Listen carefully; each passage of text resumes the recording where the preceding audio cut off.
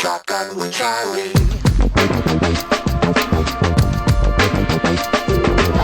Riding shotgun refers to the practice of sitting next to the driver in a moving vehicle. The term riding shotgun came around after the time of the stagecoach, when somebody used to sit next to the driver holding a shotgun, in case they ran into bandits. My name is Charlie Cook, and I drive a lot. I like to talk to people while I'm driving, so I interview people in my car while I'm driving. Welcome to Riding Shotgun with Charlie.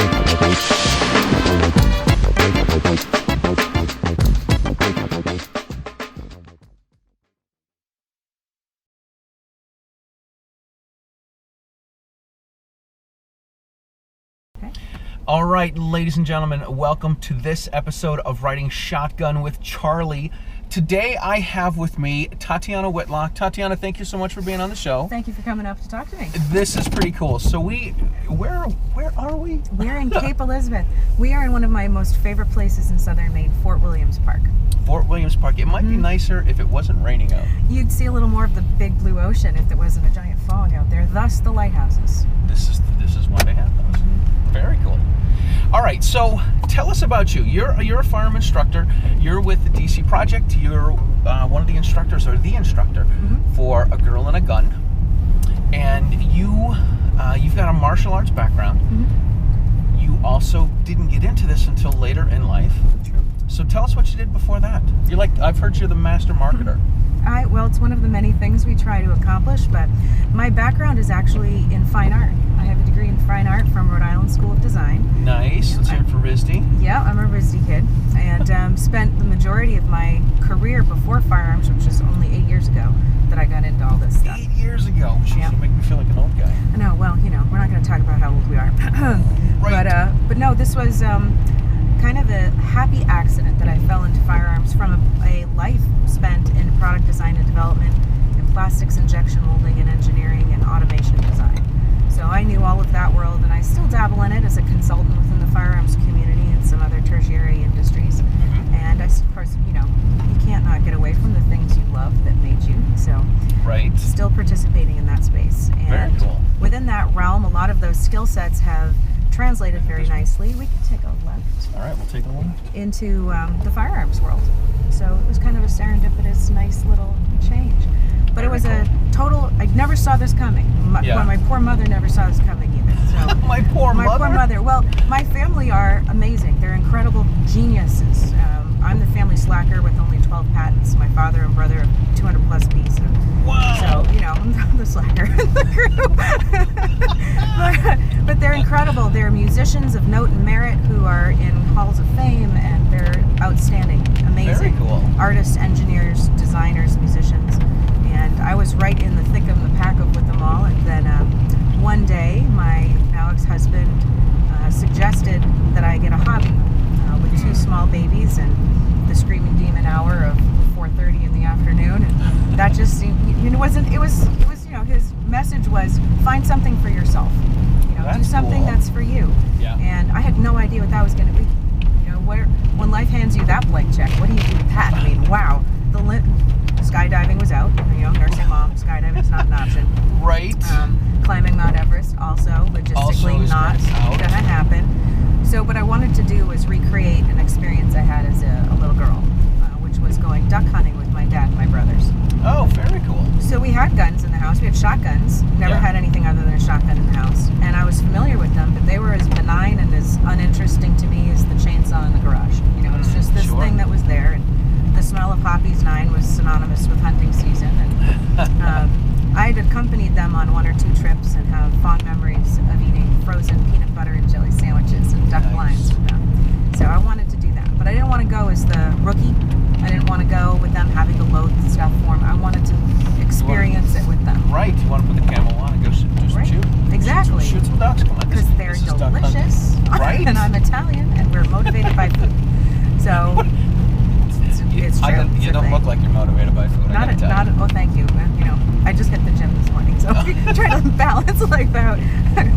But so I found a Women On Target clinic, an NRA Women On Target clinic, and I drove myself down to the Northburg Rod and Gun Club, which is a fantastic little facility in the middle of the woods in Maine, down a very bumpy graded annually. Just disclaimer. However, the time I went down it was a rather harrowing experience. And I was totally green and terrified and wanted to puke and couldn't believe I signed myself up for this. Wow. This was not something that this is definitely pushing the comfort zone. Sure. Going to this thing alone. But when I showed up, there were 24 other women, and we were all the same pale shade of green. And we did this fantastic, exactly, color coordinated. And the staff there was everything that I expected to see. They were older gentlemen with, trucker caps on, NRA trucker caps on. Flannel, red flannel. Come on now, gotta get it right. Perfect. Right. And the safety vests and the NRA badges and crests and rockers and all of that stuff. Yeah. And they all looked very authoritative. But the minute they opened their mouths, everything I expected to receive from them was the exact opposite. They were the most wonderful, warm, welcoming, enthusiastic people I'd ever met. And they couldn't have been more happy to have us all there. No one called me sweetheart, honey. No one did, cupcake prince, none of that stuff. They were awesome. Just a human being to a human being, regardless of the fact that we were all women. And they were attentive and safe and direct and mechanical about what we were doing. Nobody dumbed anything down. They answered every question. Oh, good. They were phenomenal. And I absolutely fell in love with all of it. I'd never shot a handgun before or a rifle before, and I couldn't get enough. That's great. So that was the day that changed everything. The day that I took a class with my, call her my first ex-wife. Okay. It's a whole other show now. Right. She and I took a class together, and it was just to get our licenses. Yeah. In Massachusetts, you gotta have a license, but to own or possess anything. So we sat through this 4 hours of legal mumbo jumbo. Then months later, I took an NRA basic pistol class, and I remember shooting a gun for the first time. I'm like, does anyone else know about this? Because this is the coolest thing ever. Isn't it though? It really is. It's a lot of fun. Yeah. So that got you up and going. What did you do next? Because now you have like a boatload of certifications, and you're an instructor. Like, you went off the deep end. Continental shelf style. Yeah. I love immersion learning. That's just something that was ingrained in me as a child. If there's something you're interested in, pursue it to its greatest steps. So after that class, definitely went hard in the paint, divested of all of my businesses, sold off a bunch of assets, and put myself through as much training as I could locally, and exhausted that fairly quickly because I couldn't get enough of it. Right. And my initial mentor was the president of the North Berwick Rod and Gun Club. His name was Steve. He's a wonderful man. And he sat me down one night and said, all right, Tatyana, I'm kicking you out of the nest. And I was like, you're kicking me out of the club? No. He was like, no, definitely not. Not the same thing. But he was like, it's time for you to get out of New England and go travel. And I was like, okay, that's an interesting cool. prompt. I didn't expect that. Sure. Not having any preconceived notions of what to do or what comes next in this space. Not following any law enforcement or military path as a civilian. Where do you go? What do you do? What's the next thing? Sure. I didn't even know who to Google search. So found myself at my first SHOT show shortly thereafter. Wow. And met some phenomenal people. Yeah. And had some incredible conversations. And those individuals introduced me to more amazing people within this space. And it became clear that, because I didn't know what I didn't know what celebrity I was meeting. I didn't know who I was supposed to be impressed by. Right. But the questions I was asking were really knowledge-based questions and information-based questions, and not war story questions or celebrity. The questions you'd expect to ask a celebrity, because I just didn't know. Now I'm a little starstruck, but before I didn't know. So that put me on they were opened doors for opportunities to go train with some pretty phenomenal individuals who had the answers to the questions I wasn't finding locally. So Gotcha. I love the athleticism of, a military individual coming and putting you through a program that's in their language from their life experience. But I'm not going to probably find myself in a plate carrier and, full battle belt rigged up at 2 o'clock in the morning in my house down the street from where we are now. So that's not how that's going to work. There's a lot of similarities and concepts that directly translate, but I wanted to have those concepts answered, even within that framework. So that led me to spend quite a fair amount of time in Alliance, Ohio, at the Alliance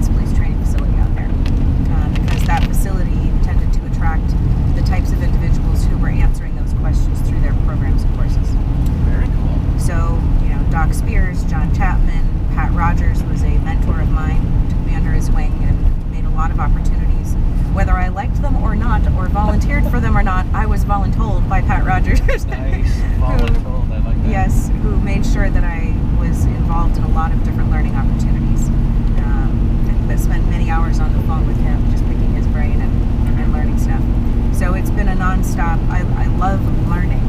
I didn't expect to get into this to be a teacher. Right. I had no idea what I would be doing.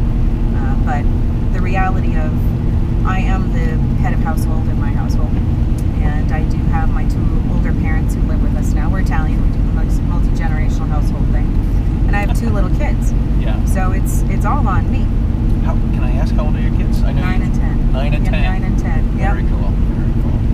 But what hit home for me that was really the defining moment of, am I going to pursue some fun in competitive side of the firearms world, or am I going to go into the self-defense and home defense as a civilian side of the world? We had the town I lived in soon after I became a single mother was a wonderful little town on the coast of Maine, perceived to be very safe, and I moved into a lovely little house in an older neighborhood. And I got a knock on the door one day from local law enforcement, and not to alarm me or anything, nothing was wrong, but they wanted to make me aware that I may notice more unmarked vehicles or traffic patrols through the area because it was an older community. And because it was an older community, there were a number of families receiving home hospice care there, which meant that they were being targeted for home invasions because of the drugs that were in their refrigerators for pain management. And so they'd had a number of issues, and so be aware and make sure we're locking our doors and just stay vigilant and aware, and if we see anything, to notify them. Well, that made me a little uncomfortable. Right, the hairs come up a little bit. Wee bit uncomfortable. And the reality of the fact that it's something we all talk about, but when there's a police officer standing there telling you that this is happening in your neighborhood, that's a whole level of personal. It is, because it's your neighborhood, and you could be home, your kids could be home, your folks could be home, your parents could be there, and you could be out working.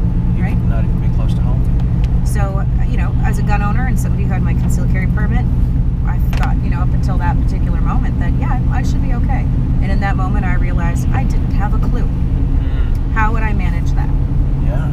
And it was very visceral and a real, harrowing moment where I realized how much I really didn't know, because it was right there staring you in the face. So that is what really drove the type of learning that I was looking for, and has to this day. And it's been a lot of fun because growing up in martial arts from the age of 10, a variety of different styles. I've always enjoyed the combative arts, the arts and the martial side of it, because they are very different things. And I look at the firearms community as having both an art and a martial side of it too. So I appreciate and enjoy both of them. And some people are like, competition will get you killed in the streets. Right. Like, no. And learning a kata in martial arts is also valid for your ability to save your life. So. Now, one of the things that you like is Krav Maga. Yes, I studied Krav I am a big fan of that. I studied Krav for a couple of years and enjoyed it very much. The options up here in Maine are very limited for that right now. So I've been out of it for to me, too long. And I miss the dojo very, very much. But it's time. It's time to get back into it. When you see a heavy bag and you miss it, you're like, oh, that's a sign. That's a sign. When you see a heavy bag, oh, I want to go back. That's funny. That's funny. Yep. So you became an instructor. You got all this. You've taken a bunch of classes. Yes. And you decided to jump off the deep end and get all in. What happened next? What happened next is, in preparation for some classes and prepping and practicing at the range, I was getting asked by other people at the range to help fix them or help diagnose with something that they might be doing wrong.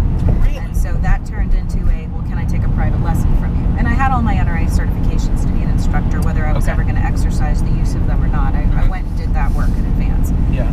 And being an actively engaged student, I take copious amounts of notes. I've got stacks of notebooks from classes, both in how the instructor taught and things that I was admiring about the way they communicated or demonstrated to the actual material that we were learning.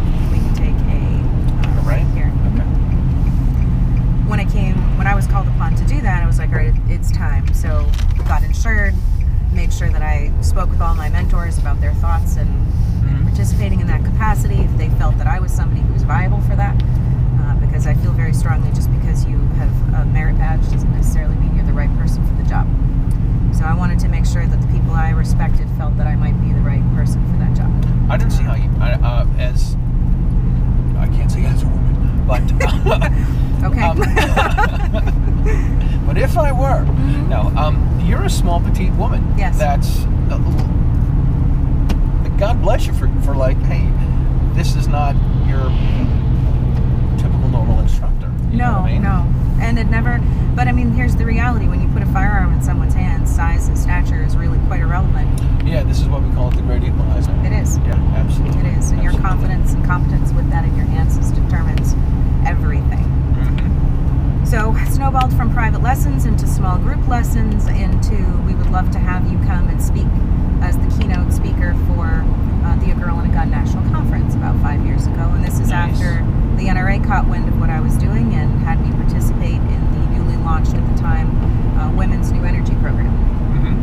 So we did a series of videos and tips and tactics, and so it went from a small local known entity to a more national known entity, which was really quite an honor to join that cast of ladies. That is way cool. So after the first experience with A Girl and a Gun, things really snowballed after that, and the demand to go and offer programs across the country became a thing that I also didn't quite expect, but was honored. I'll never solicit a range there. I'm always invited by a community or a venue to participate there, and that's how it's evolved ever since. So I'll be in California teaching this coming week, and in Florida, and border to border and coast to coast. I ping pong all over the country.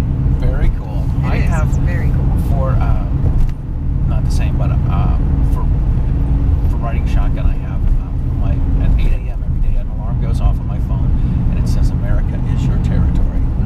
Just to remind me I want to reach every place. Yes. That's cool. It is. So you're all over. That is so cool. Now, small Italian family, living with your parents, and you got a 9 and a 10-year-old. Yes. We're staying straight. Straight. You don't take your kids with you. They stay home with your folks. They don't travel with me yet, but when they are old enough, I would love to have them. I'm director of training at one of our beautiful indoor range, the only beautiful indoor range in my humble opinion. There's more than one, but ours is the prettiest and the nicest. We have the most kids and the most dogs running around, which makes me happy. Nice. Indoor range in Maine, which is Howell's Indoor Range and Gun Shop, and Gray, which is right off 95, about 45 minutes from where we are now. Okay. Cool. And we'll put a little link for those guys. Oh, they're wonderful.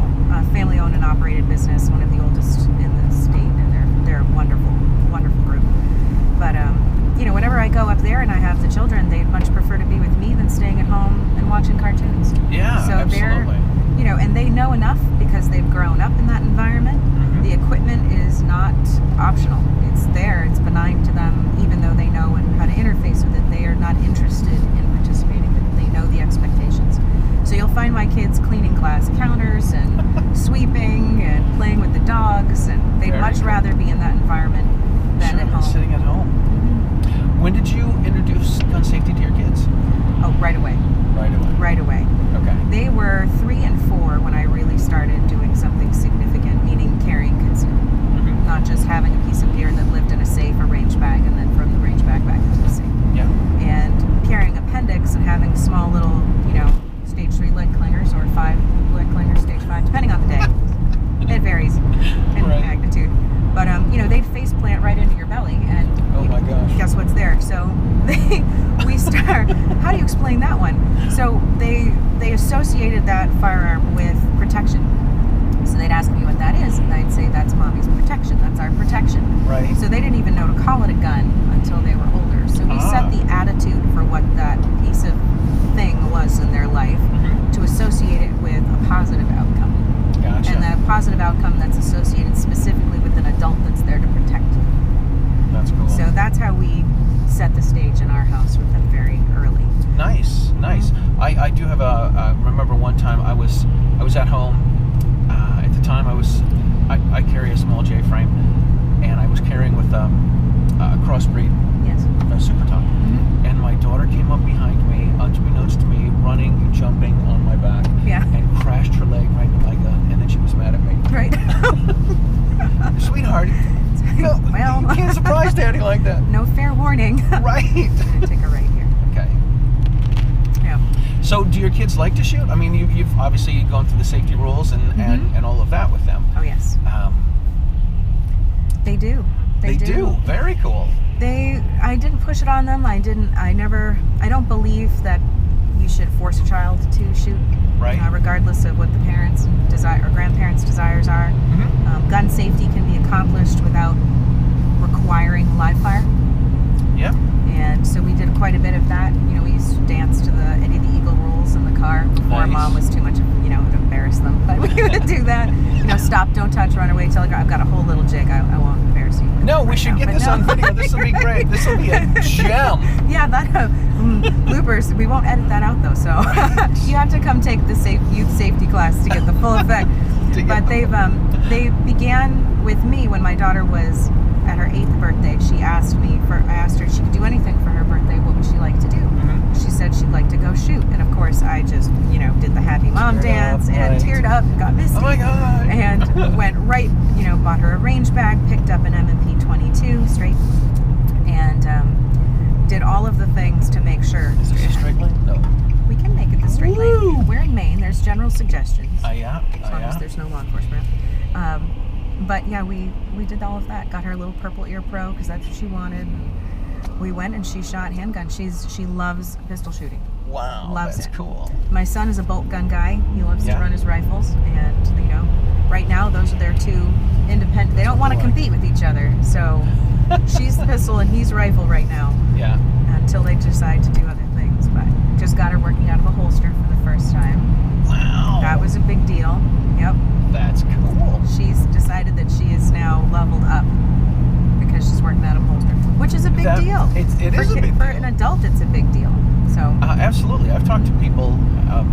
And said, "Hey, this is what I did, and how I got into it." And I said, when I got to the point where I wanted to carry, I'm like, it was a little weird to carry a death tool on you. Yes. So I said I carried an unloaded gun. Yes. And put the ammo in another pocket. And okay, nothing happened. Nobody got hurt. Right. Then it didn't jump out and bite anyone. Right. Crazy. It didn't fall out. No one noticed. And then, okay, after a couple of months of carrying an unloaded gun, all right, let's load it. Yep. There's a hilarious picture of me chopping chicken in the kitchen the first time I ever wore, because I was going to go to a class where I had to, run a holster. So I had my, the first holster everybody at the range tells you need to get is a Serpa. Oh, man. So that's what we had, because how was I supposed to know these things? Right. We've all made that fail. I would go with a Phobos. Because it just clicks into place and it's Kydex. Little button, little push button, nightmare. So yeah, no magazine in, empty M&P 9 because that's what I had, and terrified to move. And I'm chopping the chicken, elbows out, as far away from anything as I can. It's hilarious. Oh, that's great. Where can we find this video? There's a great picture of it on the interwebs. There's a series of pictures that surface periodically, and that is one of them. All right, I'm gonna see if I can find that. Yeah, it's good. It's good. That's great. So take this left. Take this left as she points to the right. I'm dyslexic. Oh. Yeah. That's why I do the hand thing. Nice. I've been with some people and they're like, turn on my side. Well, I've gotten better about answering, do I go this way? Right? No, I'll just do correct. Because, there you go. And again, dyslexic. Nice. So I've been a band teacher for a long time, and I don't know how kids. I mean, I get that people get their left and right mixed up. So I've for 3.5 years, I think it's been, I've been using your left hand, your real left hand. Your real left? That's good. Instead of your other left hand, because somebody will inevitably say, "Oh, I only have a left hand," and I'm like, "That's the one I want you to use." Teenagers. I know, right? Teenagers will get you. They will. All right, so holsters, we got pictures of you. We're going to find a picture of you with your chicken wings out as you're cutting chicken. Just like to go straight. the Girl and the Gun stuff, how you, so you were asked to speak there, and then things took off from that. Tell us more about that. Did you design the curriculum that they use? It's turned into that, yes. Yeah? They asked me, I participated with the organization for 4 years at the time, and after SHOT Show about a year and a half ago, I got a phone call from Robin and Juliana, and I've loved participating at their national conference. It changed my whole perception of what the country is as far as a body of women pursuing firearms for safety, education, fun, plinking, hunting, you name it. We think we know, and then you engage with 450 women from all walks of life, from all over the continent, and it's eye-opening, and you know, it just charged my batteries for the entire year to go to that event. So they approached me after that SHOT Show, and the prior director of training, was Kathy Jackson, was retiring.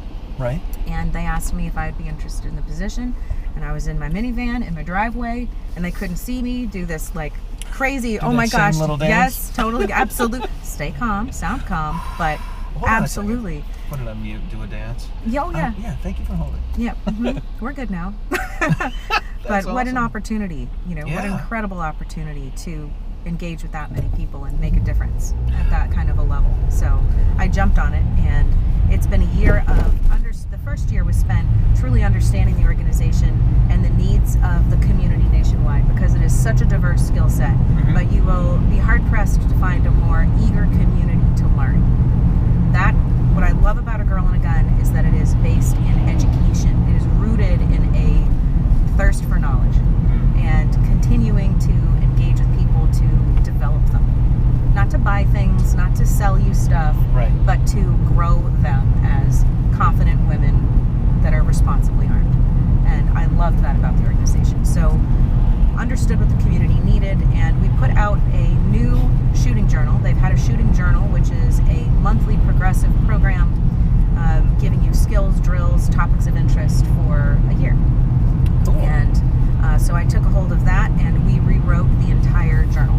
Wow. So it is now a 200-plus page document with 72 individual and unique drills that cover a span of 12 months, from we'll call it a beginner to an intermediate to a more advanced individual. So we'll take holster skills, for example. We break down holster skills at those 3 different levels so that even a more advanced participant can get value out of that training tool. That's cool. And it also allows people where do I go next?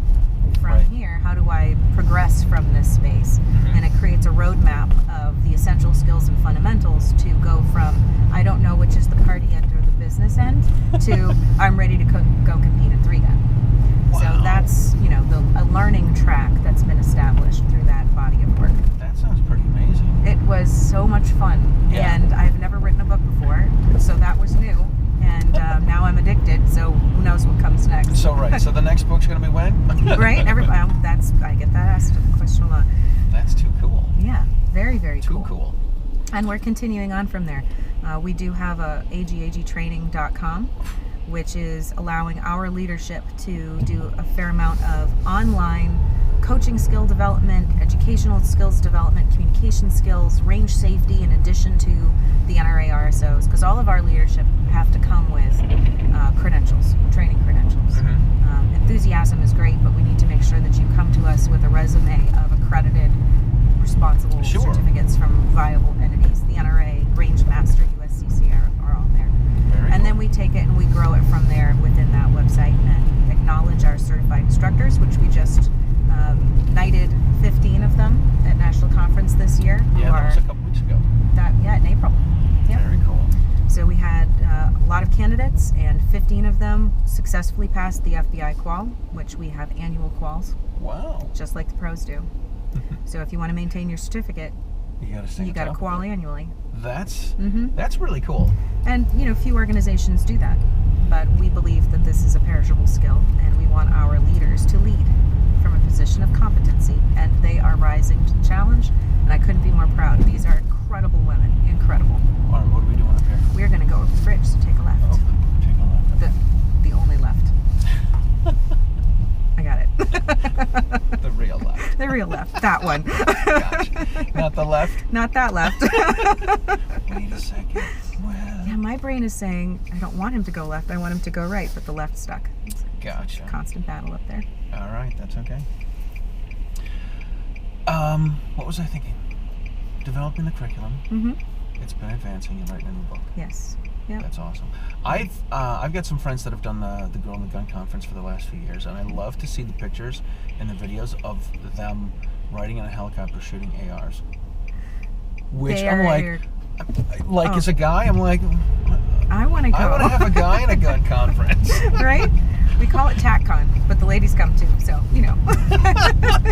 It's not exclusive. That looks so cool. It is so cool, and they giggle for about 6 months thereafter, and then they race to make sure that they can get in the helicopter again. 2020 will be in Colorado. We've been in Texas for national conference for the past couple of years, but we're a national organization, so it's time to take the show on the road. Take it out of town. Yep. Yeah, very cool. Mm-hmm. That's awesome. Yeah, I love it. I absolutely love it. What else do you have going on? You've done some stuff with TriggerTime. Yes. Is that an ongoing thing? Is that something you've done in the past? Is it? I've done, I think, 5 seasons with TriggerTime. TriggerTime. Okay, and that's on TriggerTime TV. The Pursuit channel? Yes, Pursuit and Wild, I believe. Very cool. Channels, and that's been a fantastic show to be a part of, and quite an honor to be on the show alongside some incredible people like John McPhee and you know, all of those guys. It's what I love about that, and I did a couple DVDs with Panteo Productions early on, but to be included in the legacy of knowledge amongst some of those people, that's quite an honor. Quite an honor. Yeah. So I just took contributing content back, a co-hosting role with Civilian Carry Radio, which is another great podcast that does kind of a roundtable discussion of 5 individuals, the 3 primary hosts, and then we have a person we're interrogating with all the love in our heart. Who's a wealth of knowledge. Interrogating with all the love in our heart. Right? Because really, we just want to pick their brains for hours, but we only have them for 90 minutes, so it's ask all the best questions we can. And I just like the format, and I like that it's purely knowledge-based, and it's been a lot of fun to participate with. But so many projects. Oh my gosh. I've got a new shiny toy.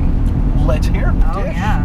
So I got a phone call late last year, early this year, from Joe Chambers of Chambers Customs. He is the Stradivarius of custom 1911s. Yeah. And this man's firearms are functional art. They're just spectacular, truly spectacular. And they're in a league of their own. So my phone rings and I see a number that I've never seen before. We can totally get lost in the city because it's gorgeous, so go wherever you want to go. I don't know. If you go off the rails, then I'll get you back. But so he called me up and he introduced me to a concept that he was launching, which is his professional series. There's a couple of individuals. I was the second. Jared Reston was just named as the third, and Chuck Pressburg was the first individual. And he would make 25, a limited edition of a custom 1911 to our mutual specifications. But these are a few of my favorite things list. Right. And we co-designed a pistol. So wow, it's so beautiful. They're beautiful. So the first one is the Night Fighter that came out with Chuck Pressburg, and mine is Bellicus, which is commander length bobtail 1911. And cool. She's just so pretty. So I heard you say that I'm doing some research. You said you're a big 1911 fan. I'm like, I am. She's a small petite girl. Oh yeah. And how does she hold it? Where does she carry it? I will put new female shooters into a 1911, and it is a fantastic tool. Yeah. The grip angle is fantastic. The grip fits their hands better than you would expect right out of the gate. Yeah. And it requires functional use of mechanical safety, so we build in that mental logic and protocol immediately. Gotcha. And it eliminates the rush to the trigger. And the additional weight gives you that cantilevered stability. Wow. Okay. Yep. That makes sense. I remember the first time I held a 1911. I held it. I'm like, oh my God, this is a man's gun. That's mine. You can play too, but it's fine. We'll take a right in front of this light. In front of this light? Yeah, not this light. In front of, there we go. Mainer directions. Brace yourself. Right. Yeah. So this is the old port. This is pretty cool. Quintessential Maine Portland. Yeah. Yeah. Nice. Well done. Well done. Wicked. There you go. Wicked. This is pretty cool. I've never, like I said before, I've only been up here for a couple of gigs and a couple of other interviews, and that's about it. Mm-hmm. We're a foodie town.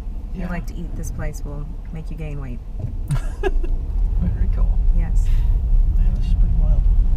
All right, so not to get off track, you got your 1911 coming out. What was the name of it? Yes, bellicus. Bellicus. Yeah, which is Latin for basically a call to action or a call to war. Ooh, that's cool. I dig it. That's awesome. Yeah. Naming that gun was harder than naming my kids. Good grief. When we found it, I was like, that's the one. We're going to stick with it. How did you find a name? Like, well, you want something that's going to evoke a message, but there's already firearms that are named after every Latin word, Greek, Roman, God, you name it. So Right. it was a little bit of a challenge, but we finally came up with them. And I like the illusion, I like the alliteration of it. And while it's not a feminine word, the first couple letters imply that it could be. it could be, right? It's not. Bella. Mm-hmm. Very cool. Mm-hmm. Very cool. What else was I thinking? 1911s. Yeah. What do you carry? What do I carry? Oh, all of them. Right. Well, I am a tiny person. I've got limited real estate. Limited real estate, which is true. I mean, when you measure it out, you've got, 4 inches left or right of your belly button max. If you really take the 4 inches left of your belly button. Please, that's still part of your belly. Well, yeah, and then you really not for break me. it down and you've got For you. three functional inches to work with, left to right, which makes life interesting. However, I can still carry, and this is a great episode of TriggerTime TV when I'm concealing a Glock 17 with a X300 and RMR in there, and yeah. Wow. And All right, I gotta find it. this is how you break the internet. 5, 4, 3, 2, 1. But no, I teach a class and I offer it at TACCon and then across the country, and it's concealed carry for the modern American woman, but it applies largely to men too. And so I'll typically have a 60-40 split of men and women in those lectures. And it addresses the highest need user, which is a woman, not for the reasons that you would think, more geometrically than anything else, and lifestyle. So if we can accommodate these principles into carrying a very large firearm on our person, it works for just about everybody. Wow. So it's a apparel and placement and gear support strategy system that makes carrying a very large, heavy gun successful. And so I'll carry a full-size 1911. I'll carry a government 1911. And it's fine, and it's comfortable, and I can have a complete range of motion, and we're going to go straight. Okay. And straight up there. Real straight. Real straight. That's right. I'm going to use that from now on. Real straight, not fake straight, real straight. Right, real straight. So yeah, I can get away with that. And summertime, for convenience, I'll carry a Glock 43.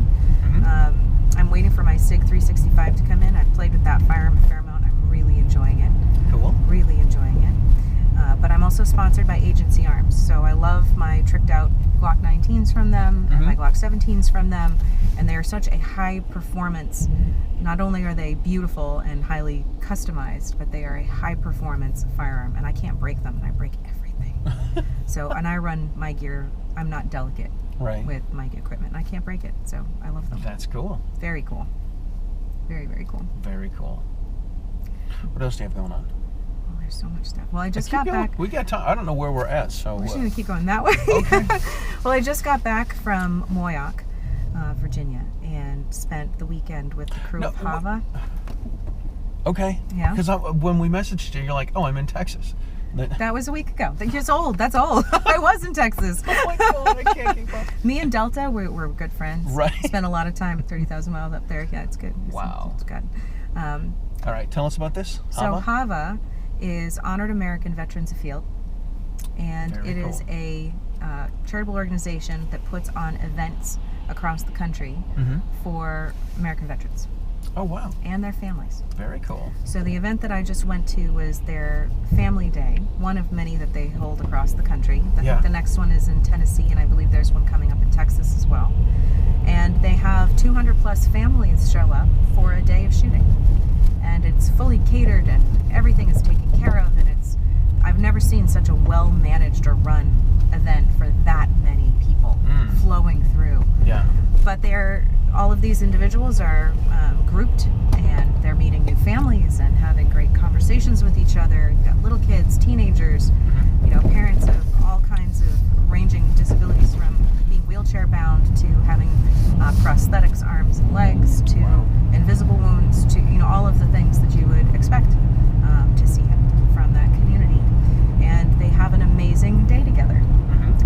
Learn to Shoot Again program in conjunction with these, learn to enjoy this again. Yeah, learn to shoot again. And it is truly inspiring.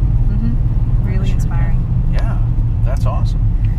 Oh yeah, it's. I don't think I have laughed that much, or won over so many teenagers in one sitting than this weekend. That's so cool. And I also had actually seen how the SIG arm brace was actually by the gentleman who co-designed it. So that one of the gentlemen who's a major part of HAVA is a man named Rick Cicero, and he has a prosthetic arm and leg.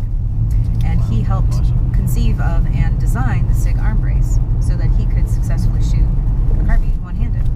Wow. So to see him demonstrate it and him explain it, I was like, it all makes sense now. This is brilliant, absolutely brilliant.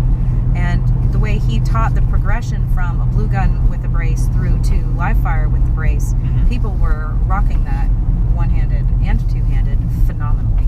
It was spectacular. We can take a left. This is a pretty cool scene right here. Isn't it beautiful? It is. With a prosthetic arm, can't you just make your arm a rifle?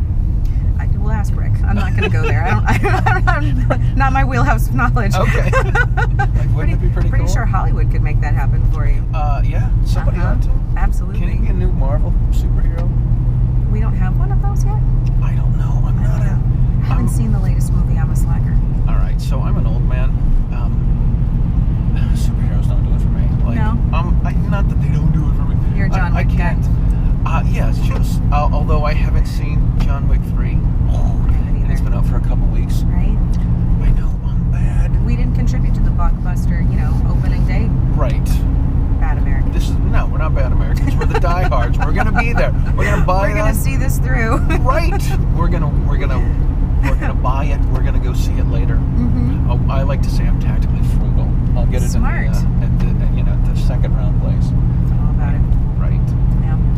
So in addition to all of that goodness, I've been kind of blown away with that whole organization and how it conducts Are we itself. going around the rotary? If you feel so inclined. let's live on the wild side. Woohoo! Hold on. Here we are. Grab the handle. Hang on. See, the seagulls look really concerned. Right, yeah, they should. We almost hit a couple of them. Sorry. They're attack seagulls in Maine. You gotta watch out. Especially when they're flying over you. Yikes. So you were just talking about something new. Yes. So one of the new fun things that I've been able to join up. Right. Let's take it left. Right. That left. Now I'm doubly cautious with my brain. I joined a San Diego-based marketing agency called Fidelitas Development, and they are phenomenal, wonderful people to work with. The brain power under that roof is kind of staggering. I totally feel like a slacker, but it's them. They are amazing, amazing group of individuals who are, each one of them is phenomenal in their own nerdy depths of knowledge, and what they're able to achieve as a team is incredible. And they're servicing the firearms industry. They're all shooters, which is great. It's nice to work with a company that is, they all shoot. And they are working with a number of major players within our space, but looking to grow into the community. So they asked me to join them and make some more introductions and help navigate the world of let's not ever allow an ad to go out with magazines with bullets loaded backwards or the wrong caliber on the table. So I get love those. Oh man, don't they just hurt your soul though? They do, because then it's right? a little frustrating as a gun guy. Yes. So it's been a joy and a pleasure to work with them and to make introductions with a company that I truly believe in and I know can do good things within the community to further, let's face it, our marketing image is what people are learning the Second Amendment is all about. So if we don't communicate and portray ourselves appropriately and respectfully, we're sending the wrong information to our opposition. So absolutely. The way I look at marketing is it is how we teach people how to think about us, correct? Yeah, we really have to be on top of this. I don't know if you know the other stuff that I do, but I make videos playing the trumpet and shooting a gun at the same time. I saw that. Oh. Saw that. One-handed shooting. This is why we have to learn one-handed shooting. I'm telling you, when I took the advanced pistol handling class with Rob Pincus a few years ago, and when I when somebody said, hey, make videos playing the drum but shooting a gun, I'm like, that's ridiculous. And then I went home and practiced the one-handed reloading from advanced pistol handling. And I'm like, I'm pretty sure Rob Pincus would have never thought of this. No, probably wouldn't build that in. However, I Right. think it's great. It's pretty fun. It is fun. So at Christmas time, I do a video with my kids. And so I have to emphasize with I've done gun safety with my kids since they were in 4 and 5, and I've taken them shooting since then. And I told my daughter, I'm like, here's the scoop. You're going to have to change your magazine. You got to make sure you do it right. You got to make sure your finger's off the trigger. You got to make... And one of my buddies watched the video. He's like, so your daughter did that better and faster than I could. I'm like, yeah, you got to teach them how to do it, man. You do. You do. I have my daughter give the demos for when we do the intro classes. Nice. And when you have a room full of very apprehensive and nervous people, to go from dry fire to the range where we're now conducting live fire, I'll have my 10-year-old come in, and she will follow every range command and do the choreography precisely and methodically with intention in a calm state. And she, takes her time with her sights and her trigger, and she makes great hits. And That's then cool. She safely clears and decks the pistol and stands back. You do. Then she's a 10-year-old again. But when she steps into that green pad in the range, she's all one mind. And it's wonderful and disarming for people. It's like, okay, you know what? The fear's gone. I get it. It can be done. If I can see her do it, we can do this too. Everybody can do it, yeah. I told her when we were making these, I said, listen, you can't screw up because like one make one stupid mistake, it's gonna, I won't feed you it's gonna ruin my whole career. It's gonna be bad for everybody, sweetheart. So yeah, it's great to teach the kids that stuff. Yes, it is. Let me ask you this question. Sure. If you had to talk to a non-gun person versus an anti-gun person, and you wanted to convince them to join the team, would it be different, and what would you say? It's not necessarily different. It's come spend an hour with me. Just come spend an hour with me. All of my misconceptions were obliterated at that first Women on Target clinic. I was expecting to interface with a certain type of person, with a certain type of personality, and I was not expecting an actually wonderful experience. You weren't expecting a wonderful experience? I was kind of expecting Elmer Fudd. I didn't know, Yeah. So to have a human experience, not a debate, but in the environment that we're talking about. Come with me to the range. Just walk around the gun shop. Watch the range. Right. Watch people in the range. Witness the fact that the people here are smart and happy and attitude appropriate. No one's talking about hunting zombies or the end of the world, and no one's actually, very rarely do you see politics being discussed in the range. It's purely about the joy of this sport and this piece of our heritage and tradition. So to have that experience, that's what changes people's attitudes. Whether they desire to interface with the gun or not, whether they choose to shoot with you or not. But to witness what they didn't know, one, the type of people that are there. Two, most people are not aware of the fact that there is an educational infrastructure that exists, that has a long-standing tradition that is rooted in safety. Most people don't even know that has ever existed. So to open their eyes to the fact that this is a real part of this culture and community, and this infrastructure is here, that's mind-blowing to them from an academic perspective. We're going to take a range. And that's a game changer. That's a game changer without talking about legislation, because it makes it human and it makes it real. Well, that's cool. That's cool. I have some friends that are, I live in Massachusetts. I have friends that are non-gun folks, obviously. But a couple of them like to go shooting once a year. Yes. And they're like, okay, don't tell anybody. Take pictures, but send them to me, but don't put them Don't post them and tag me. To blur my face like you're a secret squirrel or something. Exactly. Yeah. And I always find it kind of interesting that they enjoy it, but they don't want anyone to know that they enjoy it. Well, social shaming is a real problem that we have, and I experience that in southern Maine. We do have, especially this part of southern Maine on the coast, we've got two very strong opposing opinions.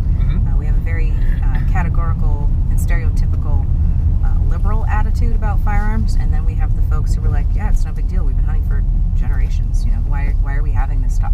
It's so much a part of who they are, it's not even a subject.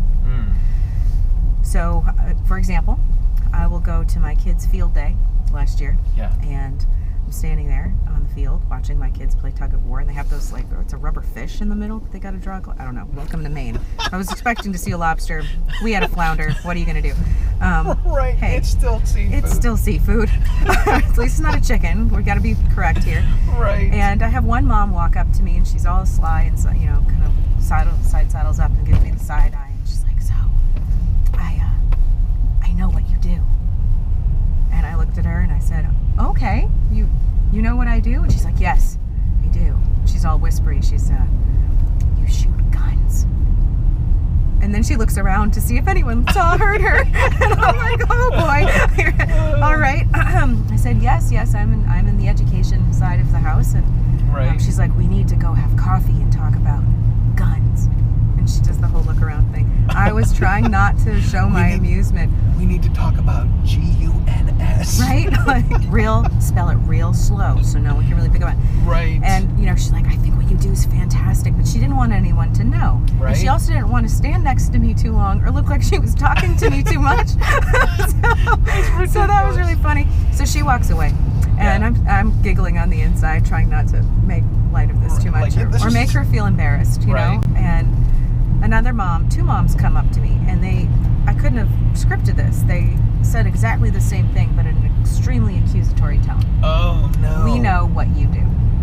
And they wanted to ask me if I had a gun on me right now.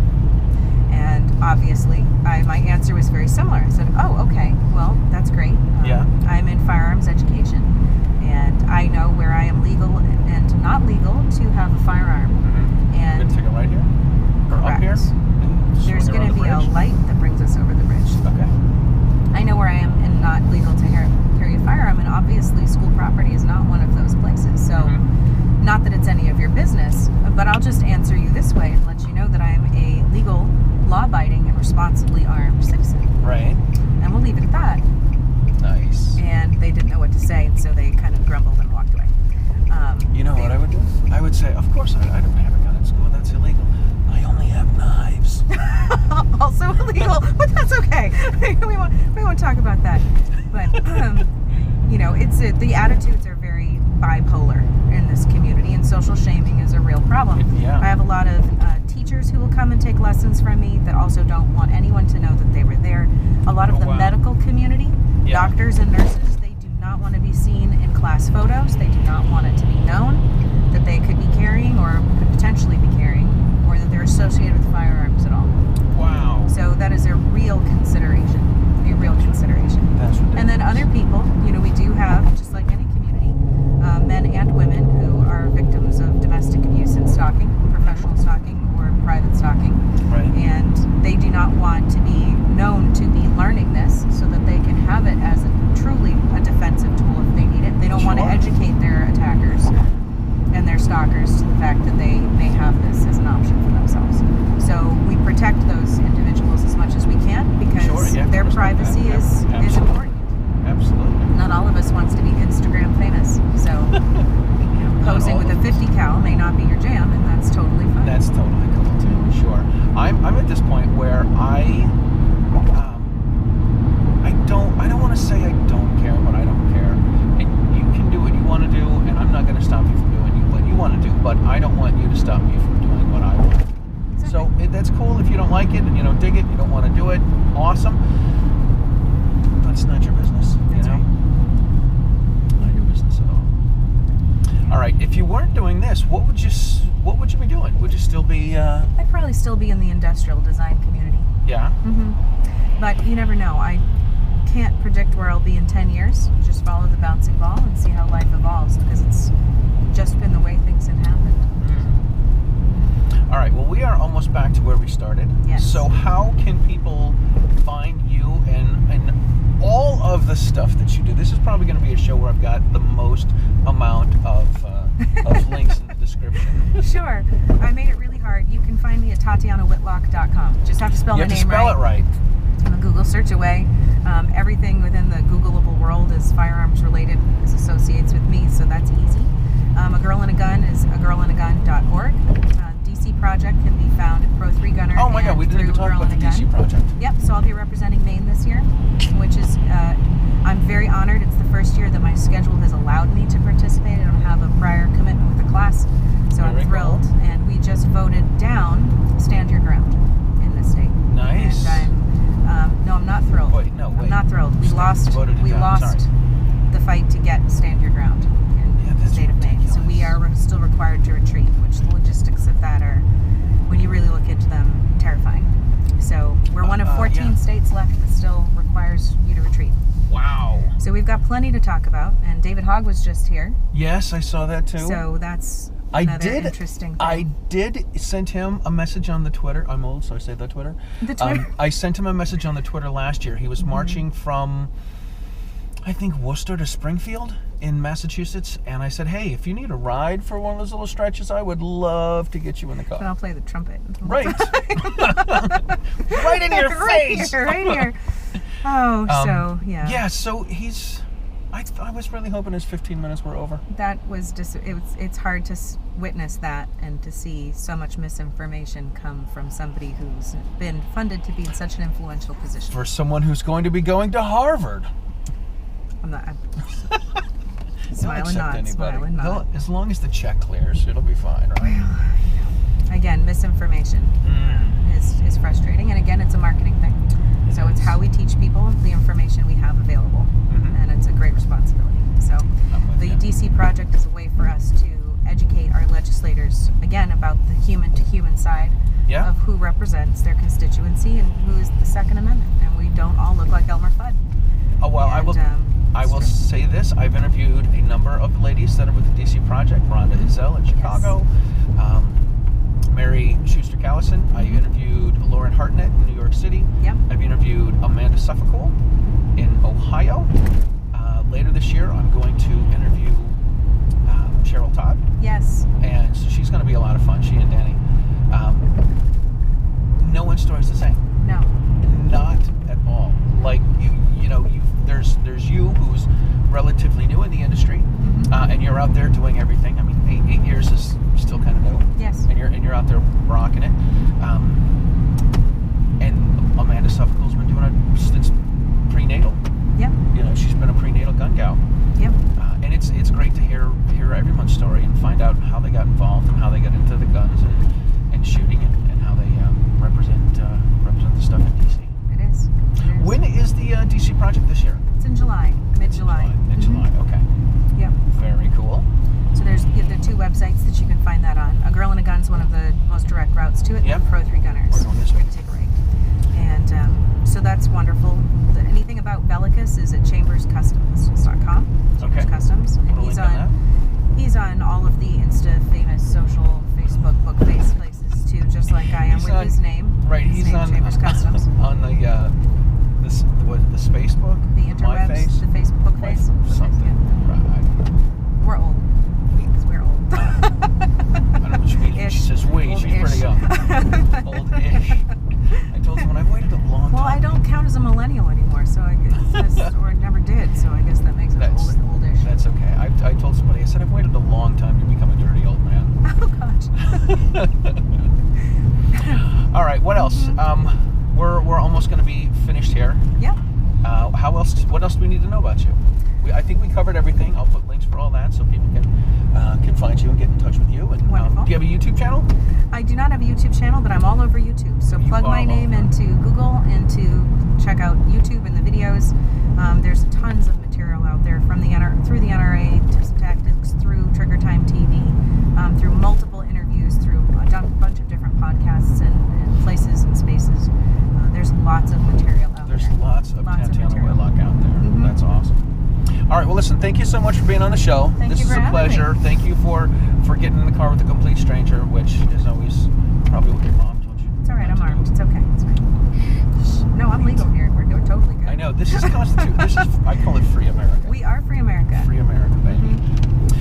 Please make sure you check out all of the shows on the Self-Defense Radio Network.